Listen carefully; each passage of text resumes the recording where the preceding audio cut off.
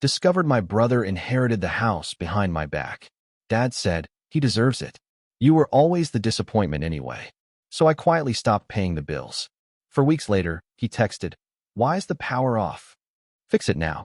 No please, no apology."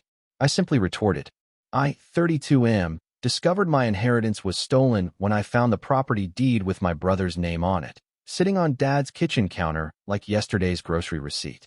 The worst part wasn't the betrayal. It was how casually Dad delivered the news when I confronted him about it. He looked up from his newspaper, barely acknowledging my presence, and told me my brother deserved the house more than I did. Then came the kicker that still echoes in my head.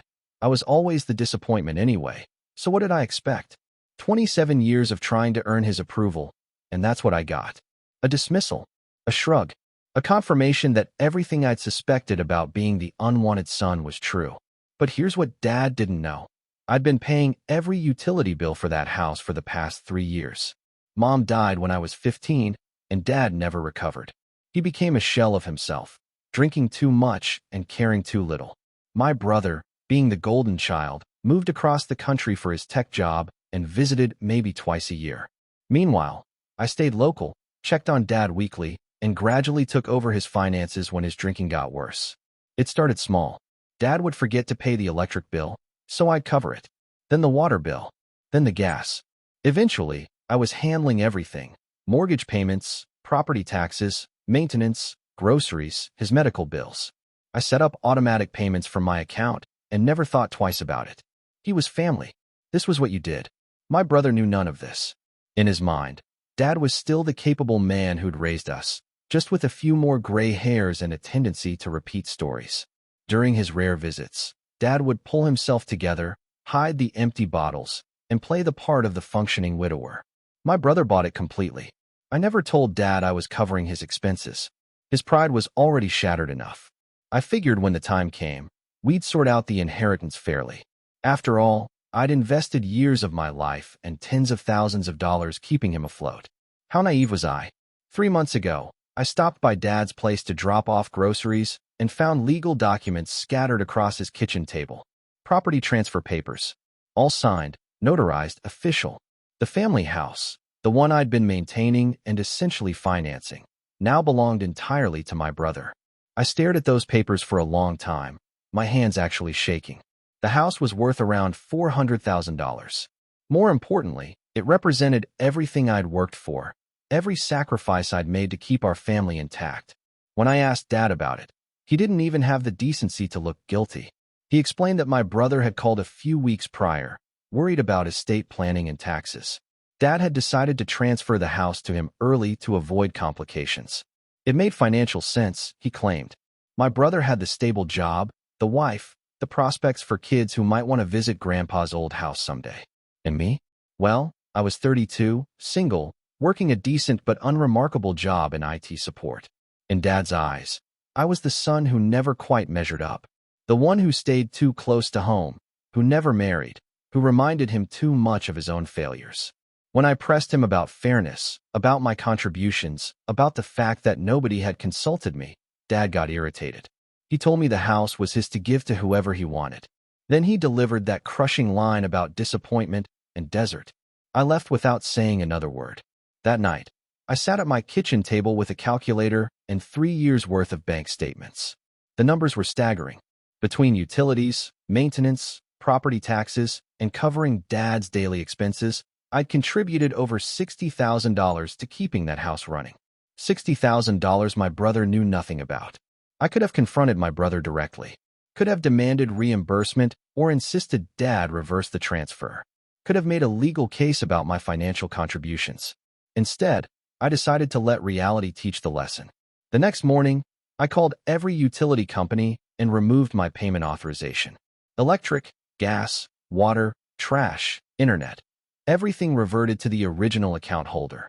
Dad's name was still on all the services, but the payments would now be drawn from his nearly empty checking account instead of mine. I also stopped the automatic grocery deliveries, canceled his prescription pickup service that I'd been paying for, and discontinued the lawn care service. Every single expense I'd quietly absorbed over the years was now back where it legally belonged. The beautiful part was the timing. My brother had just taken ownership of a house that was about to become a very expensive problem. Dad called me after the first overdue notice arrived, confused about why the electric company was demanding payment. He'd genuinely forgotten that someone else had been handling his bills. 3 years of automatic payments had erased any memory of financial responsibility. I told him he should probably contact my brother about it, since the house was his now. Dad seemed puzzled by the suggestion, but didn't argue. I could hear the uncertainty in his voice, the first crack in his confidence about the decision he'd made. The phone calls intensified. Dad was getting shut-off notices for multiple utilities, and his checking account couldn't cover the accumulated bills. He asked if I could help him figure out what was happening with his payments. I explained very calmly that I'd been covering his expenses for years, but since the house no longer had anything to do with me, I'd transferred that responsibility back to the legal owner. Wasn't that what made sense? After all, Dad had said my brother deserved the house more than I did. For the first time in years, I heard my father speechless. My brother finally called. Not me, Dad. According to what Dad told me later, my brother was frustrated about having to deal with utility companies and wondered why Dad hadn't been keeping up with his bills. Dad, to his credit, finally explained that I'd been paying for everything. My brother's response was predictable. He was grateful, of course, but also annoyed that no one had told him about this arrangement. He'd assumed Dad was managing fine on his own. Now he was facing thousands of dollars in catch-up payments and wondering how long this had been going on. Dad suggested my brother should call me to work something out. My brother never called. The power went off on a Tuesday morning. Dad called me in a panic, explaining that the electric company had finally followed through on their shut-off notice.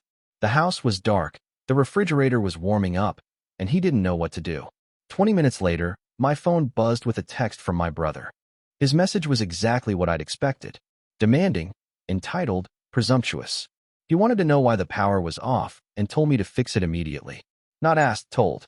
No acknowledgement of the years I'd been covering expenses. No recognition of the financial burden I'd been carrying. No apology for being cut out of the inheritance conversation. Just a command to solve his problem. I screenshot the message and stared at it for a while. 3 years of sacrifices, $60,000 of my own money, and countless hours of worry about Dad's well-being. This was how my contributions were acknowledged, as an obligation to continue paying for a house I'd been deemed unworthy to inherit. I typed my reply carefully, making sure every word was measured and clear. I told him the house was his responsibility now, not mine. I'd been covering Dad's expenses for years without recognition or consultation. But since I was apparently the family disappointment who didn't deserve inheritance rights, I concluded I also didn't deserve the financial obligations that came with them. If he wanted the house to have electricity, he should pay the electric bill. If he wanted Dad to be comfortable, he should take care of Dad's expenses. After all, he was the son who deserved it more. I sent the message and turned off my phone. What followed was 2 days of escalating panic.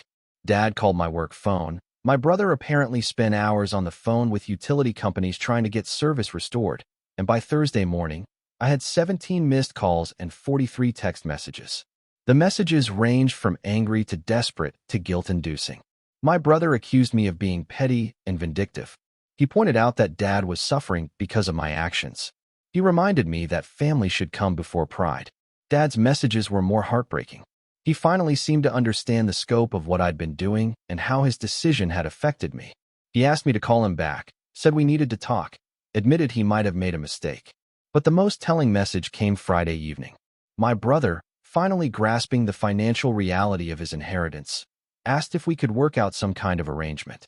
Maybe I could continue helping with Dad's expenses, and he'd pay me back when he could afford it. Or perhaps we could split the utility costs going forward. The entitlement was breathtaking.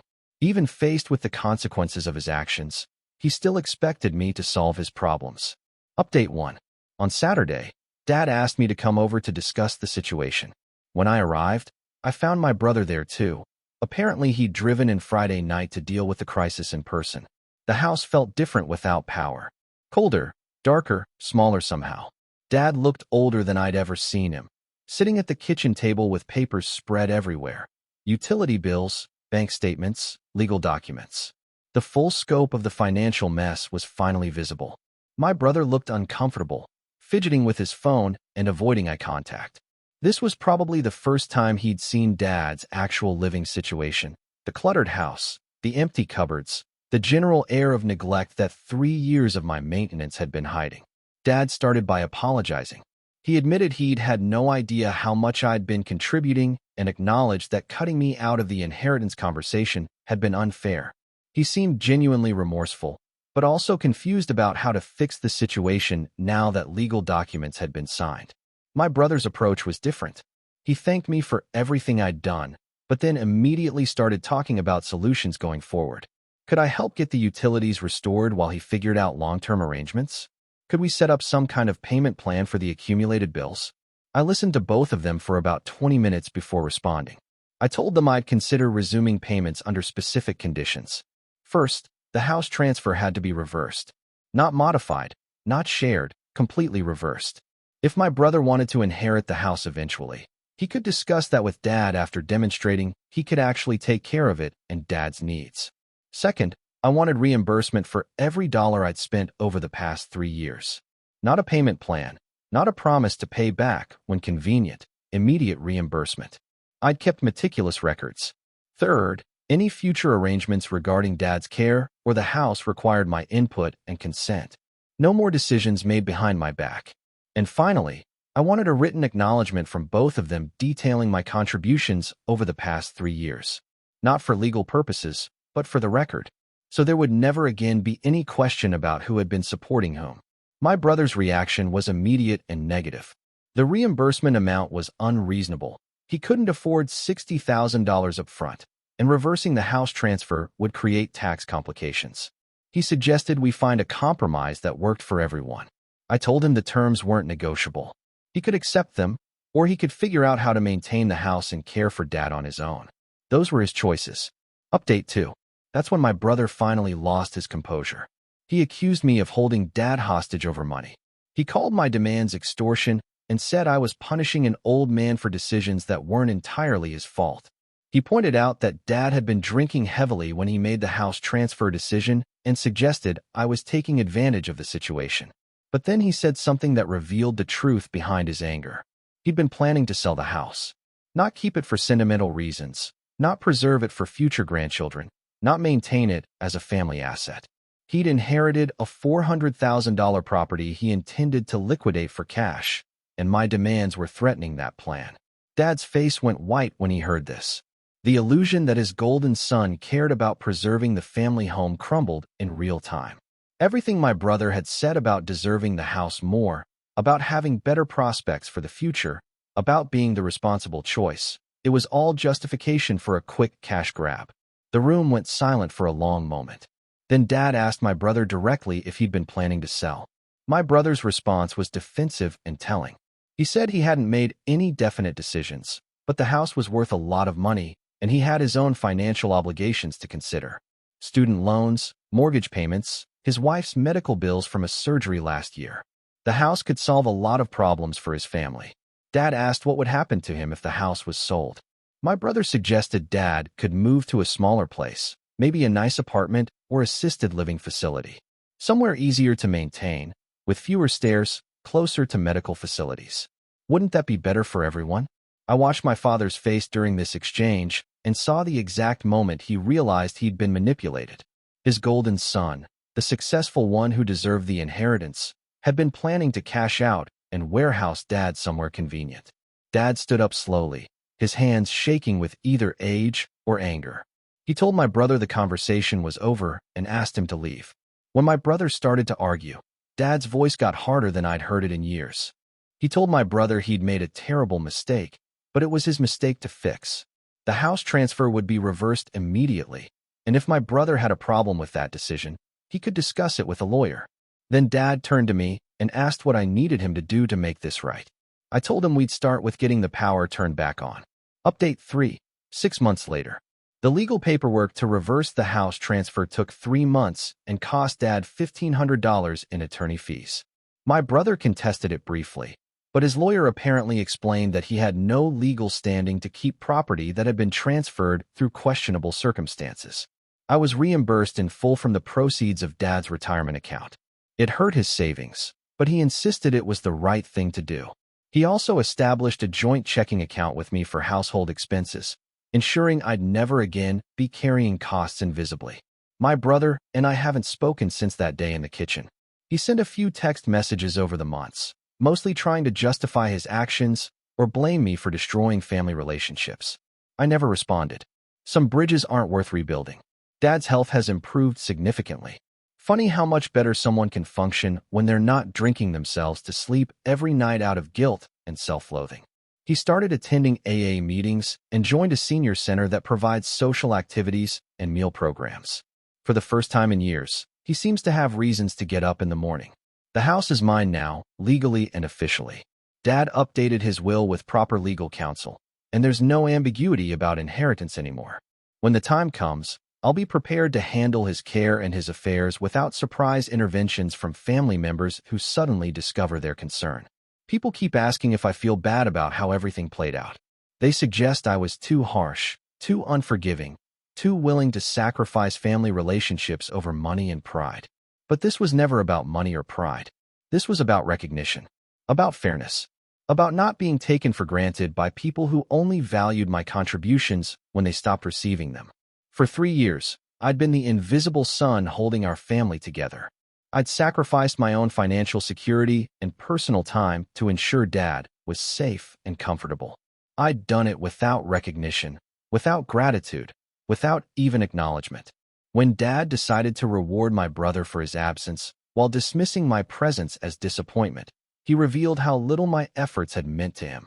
When my brother demanded I continue paying for his inheritance without even saying please, he showed how little he valued my sacrifice. The power going off wasn't the punishment, it was the wake-up call. Sometimes the only way to make people understand your value is to stop providing it. Sometimes the only way to earn respect is to demand it. And sometimes the only way to save a family is to be willing to walk away from it. Dad and I talk every day now. Real conversations about his health, his concerns, his plans for the future. He asks my opinion about decisions and includes me in discussions about his care. He treats me like a son whose thoughts and feelings matter. That's worth more than any inheritance ever could be. My brother learned that golden children who disappear when things get difficult don't deserve to benefit from the hard work of the children who stay.